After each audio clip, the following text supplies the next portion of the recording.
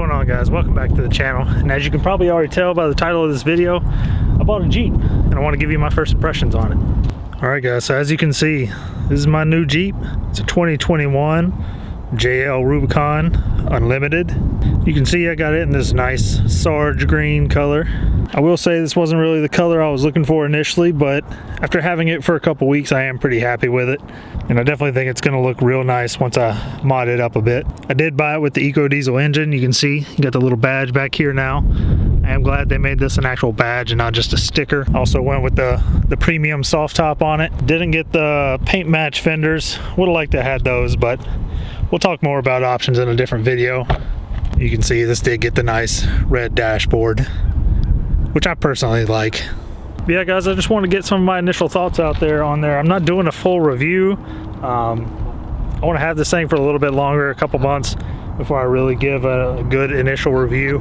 Obviously, I'm coming to this Jeep from my F-150, so there are a lot of changes that I'm still kind of getting used to. So I really want to see how I feel about it day to day before I really judge it too harshly. So I want to start off by saying I'm really enjoying this Jeep.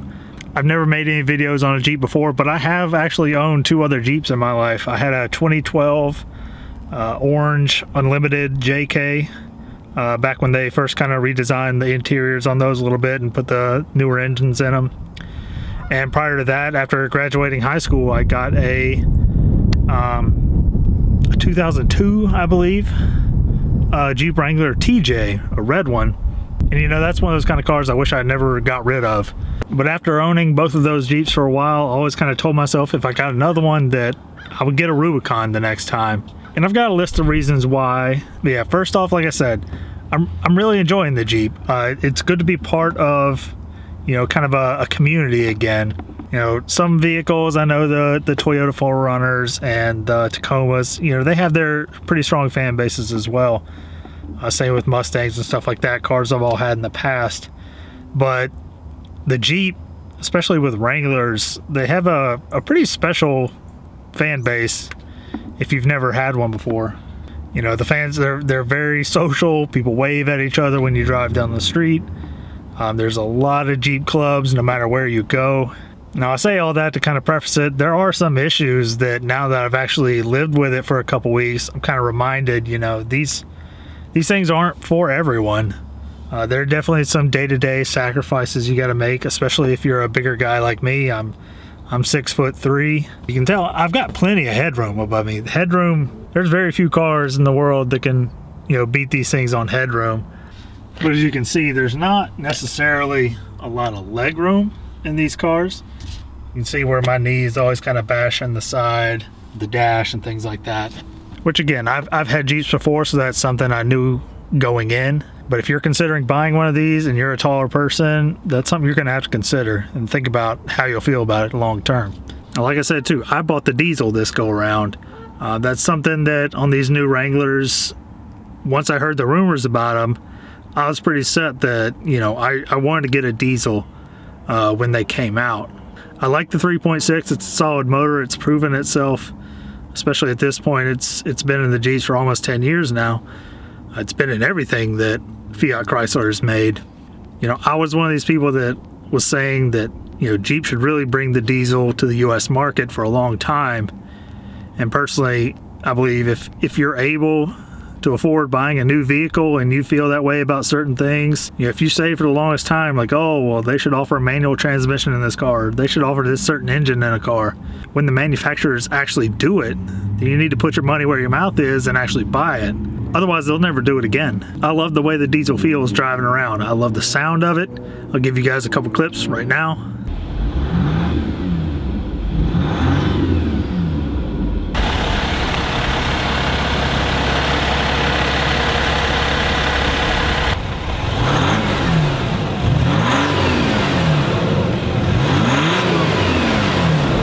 I love the way it drives. The main issue I had with the old 3.6 I had in my JK is it was kind of a higher strung motor, so you had to rev it out a good amount to get the power.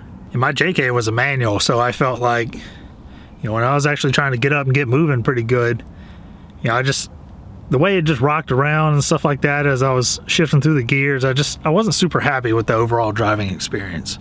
So I'm much more pleased with the diesel so far. as long as it proves to be reliable. So we'll see how that goes long term. Now, one common complaint you'll hear about the Jeeps is kind of loose steering. And a lot of that comes from having the solid axles. And I will say I did experience that myself. But at the same time, I think that's something you get used to, you know, especially even me. After a couple weeks, I don't pay any attention to it anymore. These Jeeps are pretty much bricks anyway, so you're already getting blown around by the wind and different things like that. So you kind of learn to pay a little more attention when you're driving. The steering, while it does feel different than most cars you'll get into, I wouldn't let that be something that really puts you off on the Jeep. It is something you'll get used to pretty easy. Now the color, this Sarge green color, it's pretty similar to the tank green they used to have on the JKs. Very similar to the army green that was on the TRD Pros last year, 4Runners.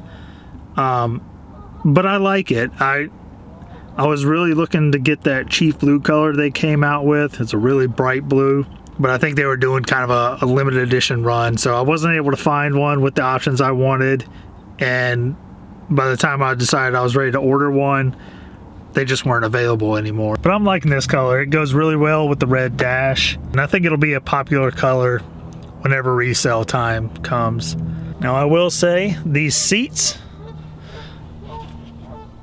while I really like the way they look, and honestly they're not going to be much different than what I already had in my old JK I had. They're honestly probably the same design for the most part, a little bit different stitching.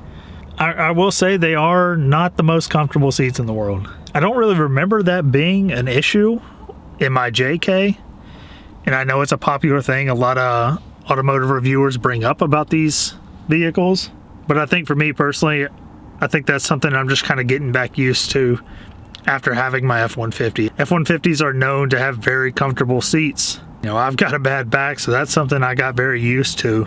And I think I'm still just kind of trying to figure out how I like the seat positioned. I think I kind of have a habit of pulling myself up out of the seat a little bit. So that'll be something I touch more on when I do more of a longer term review. Now I do want to take a second to stop and talk about the interior. Now I will agree this is probably the best looking Jeep interior that they've ever made. And while I definitely think it's a step above the JKs and the old TJs of the past, and it looks really nice. There are some things I wish they added because I am a taller person. I do wish some of these harder plastics down here were a little more soft touch. That way, as long as my knee's just resting on it, it's not quite so uncomfortable. But overall, it does look nice. And again, it's a Jeep, so it's got to be utilitarian. You got to expect people to get it messy, and it needs to be easy to clean. So I'm not going to fault them too much on having these harder plastics, because again, if you want a really nice interior, you should probably be looking at, you know, a Grand Cherokee or something like that. And ultimately, I'm just excited to have, you know, really a go anywhere kind of vehicle again. This is definitely, I've noticed right away that it's a lot more nimble than my truck, as expected. Obviously, I have to give up a little bit of interior room, driver kind of space, but as kind of an enthusiast vehicle, I think this has a lot going for it. And obviously, I got the 4-door, so that way I can put my kids' car seats in here every now and then for when I need to carry them. It'll be real nice to put this soft top down now that the weather's warming up for family beach days. I have played around with the soft top a little bit, folded it back kind of to the halfway point. It's really nice how super easy that is. I do like how Jeep has modified how these windows go on and off, so you don't have zippers and Velcro and all that to deal with anymore. One thing I kind of missed having my F-150 is, you know, I missed having a little bit of enclosed trunk space. Now I will say this isn't as easily accessible, obviously with the soft top. You got to pull these out and fold it up. But you do still get a good amount of space in the back for just storing everyday kind of items. You can see the factory subwoofer right there.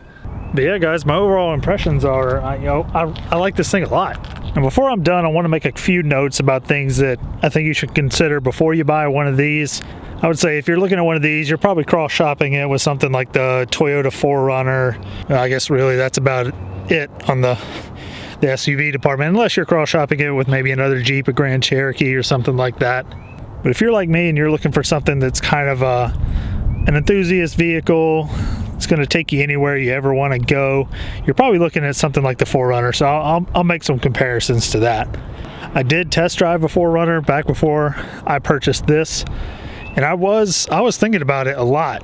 I will say I think the rear seats in the 4Runner were a lot more comfortable, spacious wise. Even the driver's seat seemed like it had a little more space to me. Again, that could just be my mind playing tricks on me. I test drove the 4Runner a while back before my wife bought her Highlander. These Jeeps still have pretty decent room in them. Leg room's pretty good for their class, and again, you still have a decent amount of storage room. I will say, if you are looking at a Jeep, consider what tires are on it. This Jeep came with the Falcon mud terrains on it. That's probably something that most people aren't going to want to have. If I was optioning one myself, I probably would have got the BFG KO2s, the all-terrain tires. But like I said, I had the KM3s on my truck. I'm used to dealing with the noise on a day-to-day basis. So it does ride a little rougher. But realistically, it's not that bad. Unless you're coming from something that rides super soft, you know, if that's something you need, this isn't the kind of vehicle for you. Another thing I'm trying to get used to again is sort of the vertical visibility you have in these things. Every time I pull up to a stoplight, I have to kind of lean forward a bit just to make sure I can still see the light when it changes color. But yeah, guys, so like I said, first impressions, I'm enjoying this thing a lot. It's a hoot to drive around. I've had a lot of people give me compliments on it, and again, I'm really excited to get back involved with my local kind of Jeep clubs and things like that, and maybe go on some off-roading trips with them. But anyways, those are my quick first impressions. If you guys have any questions about it, definitely leave a comment below. Let me know. I've got plenty of videos planned on this thing. So if you want to learn more about it, what kind of modifications I do to it, issues I run into, and just the day-to-day experience with this vehicle, subscribe, hit the bell so you get notified whenever I release a video. I'll see you guys in the next one. Y'all take care.